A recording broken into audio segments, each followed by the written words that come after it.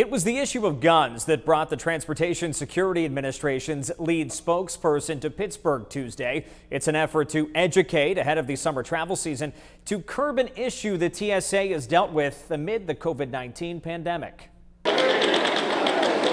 Travel is roaring back. After a pandemic year where airline passengers dipped 60 to 90%, airports around the country are seeing a steady incline.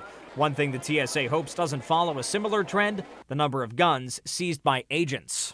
Because about 80% of those firearms are loaded, people are telling us they forgot that they had their loaded gun with them. Think about that. They forgot they had a loaded gun with them. The second most common excuse is my husband packed my bag or my wife packed my bag. None of those excuses fly. 12 have been taken at the Pittsburgh International Airport so far this year. TSA spokesperson Lisa Farbstein is reminding passengers you can travel with a gun, but there are rules. It needs to be unloaded. You'd think that would be common sense, but let's bring it unloaded. Put it in a hard-sided case. This is your hard-sided case. If you have any ammunition, it should be in its original container. Put it in. Hard-sided case, that's critical. Then you lock it. As part of a News 9 special assignment several weeks ago, we told you the rate of guns taken had doubled in the last year.